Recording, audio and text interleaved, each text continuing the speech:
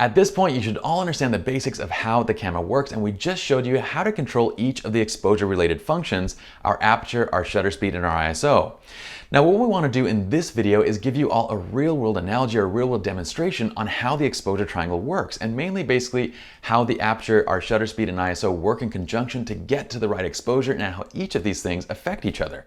Now, what we have here is a little demonstration, and we have cups labeled ISO 100, 200, and 400, and actually, I don't know if this is a real-world analogy because I don't know who does this in the real world, but it is going to be a good visual example of each of these components and how they relate to each other.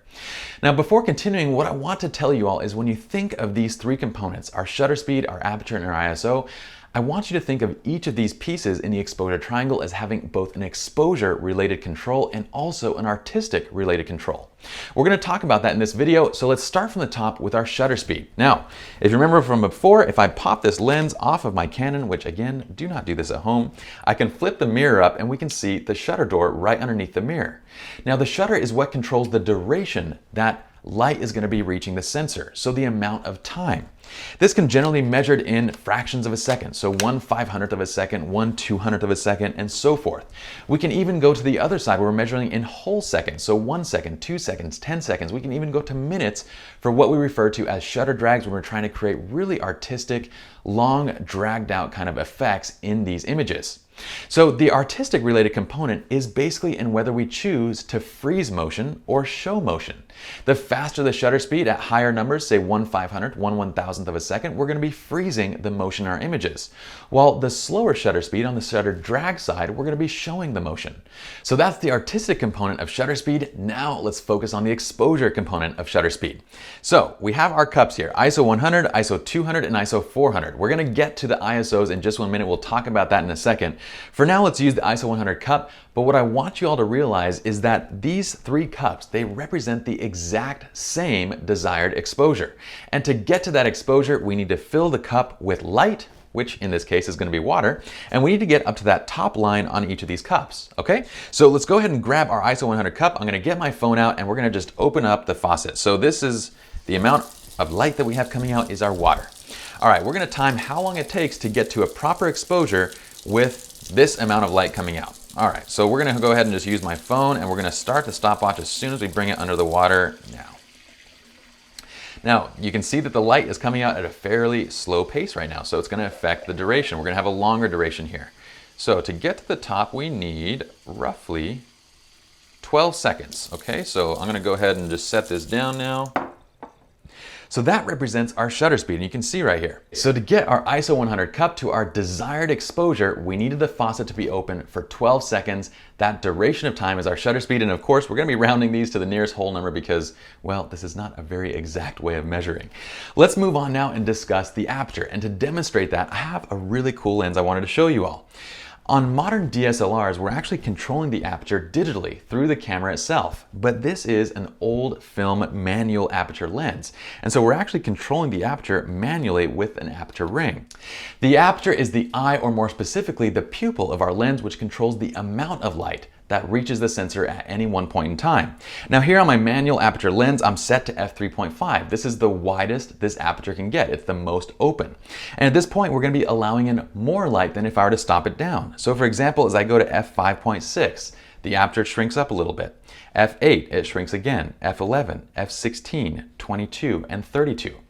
Each one of these stops down reduces the amount of light, and you can see that as the aperture opening closes up. Now, the numbering system for the aperture is a little bit counterintuitive. After all, with shutter speed and with ISO, well, we basically just double or half the number. Why do we have these weird numbers with the aperture? And why is it basically getting smaller as we go higher up in the number?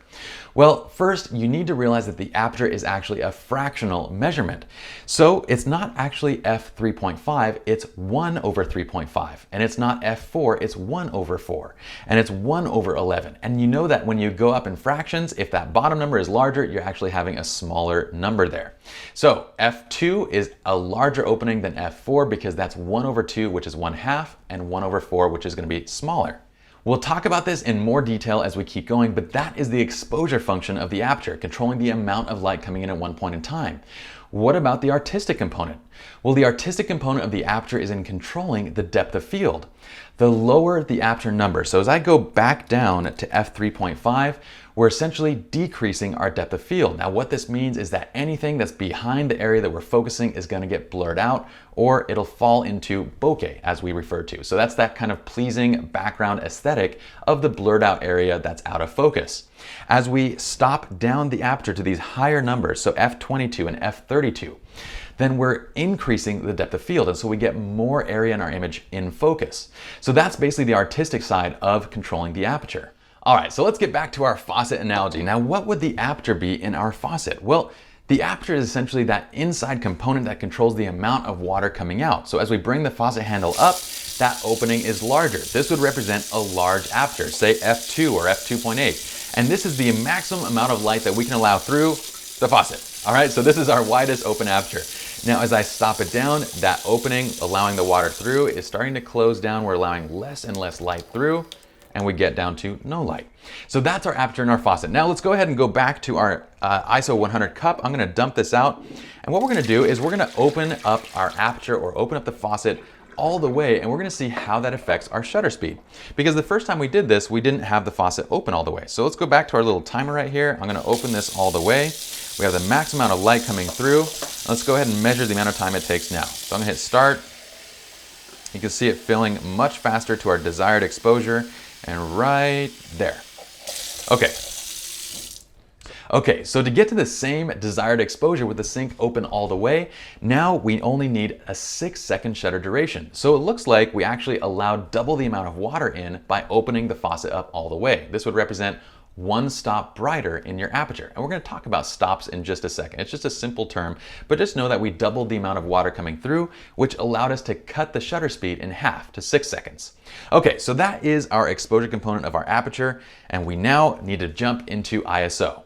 Now the ISO represents a measurement of the sensitivity of light of our sensor if we're talking about a digital camera, or of our film if we're talking about film cameras. But what does that exactly mean? Well, essentially what we're saying is that if you increase the sensitivity of the sensor itself to light, then that means you need less light to get to the exact same exposure. And that's what we have here.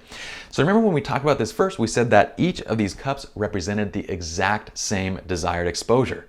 That's because at ISO 100, we need this much water, and this happens to be a 32-ounce cup. So we need 32 ounces of water to get to that correct exposure, or 32 ounces of light. That really doesn't make sense.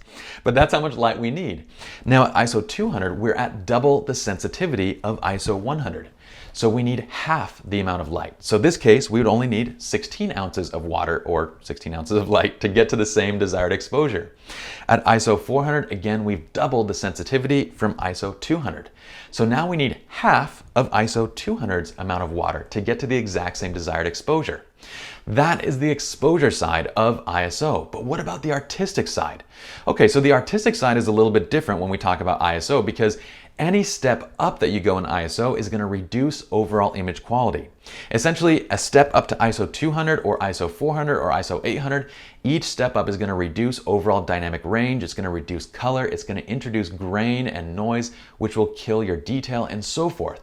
So in general, I would say that the goal is going to be to maximize the quality of your images. And some of you might be thinking, well, if I want to achieve that filmic look, why not go outside in the middle of the day and shoot ISO 1600, just so I have some grain and I have less color and so it looks more filmic? Well, there's a problem with that. We can actually create filmic looks in post-production fairly easily. But the problem is that if you go out and you shoot at ISO 1600 in the middle of the day, well, that's the way the images are going to be. It's only going to be at that quality level regardless. You can't ever go back and undo that. So if we shoot that way strictly for the purpose of getting that filmic look, then if we ever wanted those images to essentially be that full quality and be full sharpness and have the best color and so forth, we wouldn't be able to go back and make that adjustment. Whereas if we always shoot at the lowest possible native, or the lowest possible ISO, we can always go in post-production and we can add noise and grain to create those filmic looks that we want. So save those types of things for post-production. What I would say is, as a general rule, shoot at the lowest possible ISO to get your desired exposure, or to get the settings that you need in camera to get the exposure you want, and then make any other changes in post-production to get those kind of filmic effects and so forth. Now, let's go back to our analogy here. What we're going to do is just open up the faucet all the way, I want to demonstrate basically how these different ISO settings are going to affect our overall exposure and our shutter speed. Okay, so let's go ahead and dump this cup out. We're going to open up the aperture of our faucet all the way, so we're allowing in the maximum amount of light, which in this case is water. Let's get our little phone here and we're going to start measuring. Okay, so we had 6 seconds before. I'm just going to double check to make sure that's right. So go ahead, we're going to start. We should get to about 6 seconds to get to a proper exposure with our ISO 100. Okay, I went a little bit over, but that's all right. We're at 6.7 seconds, so close enough. So we're going to say 6 seconds is going to be our correct shutter speed to get our ISO 100 cup full to our desired exposure. Let's check out the ISO 200 cup. So now we only need half the amount of light, so we should need 3 seconds shutter speed. Start. Let's see. And stop. Look at that. I just want to show this to you all. Can you see that? 3.06 seconds. So exactly half the shutter speed of ISO 100.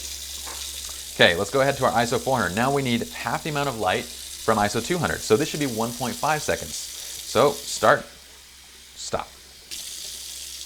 So our final time with our ISO 400 cup was 1.28 seconds. I probably hit the stop button a little bit too quick. For the sake of argument, we're gonna say 1.5 seconds. So I'm gonna go ahead and close our faucet or our aperture now. Now what you saw here was that the ISO sensitivity allowed us to manipulate the shutter speed. And in this situation, we're manipulating shutter speed, but in other situations, you might use it to manipulate the aperture. It doesn't matter. But let's say, for example, that this was a case of we're shooting, say, a runner or an athlete, and as we're shooting that athlete, we notice that we're at 1/100th of a second for our shutter speed. But at 1/100th of a second, we're not freezing the motion enough. So the runner's just a little bit too blurry. So what we need to do is double the shutter speed. But let's say, for example, that our aperture is fixed at f2.8. We can't go any wider because the lens won't allow us to. So this is the maximum amount of light we can get in the lens. We're at ISO 100, and at this point, the only option we have is to increase the ISO speed, to increase the sensitivity from 100 to 200 or 100 to 400. Of course, each of these steps up is going to reduce quality, but it allows us to increase the shutter speed to get a usable image. After all, if your shutter speed's too slow to even get something sharp or to get the desired kind of compositional effect, then it doesn't matter what kind of dynamic range you have. It doesn't matter the sharpness. Nothing else matters. So ISO is kind of that last resort option. At least that's the way that I use it. I adjust my aperture and my shutter speed for my composition, and then I'll adjust my ISO if I can't get to the correct exposure with those two adjustments by itself. Otherwise, I leave it at ISO 100 all the time. Okay, so final recap. Our shutter speed is controlling the duration of time light is reaching the sensor. The aperture is controlling the amount of light reaching the sensor, and the ISO sensitivity is controlling, well, the overall sensitivity or the amount of light required from the sensor to get to your desired exposure. That's it for this video, and I'll see you on the next one.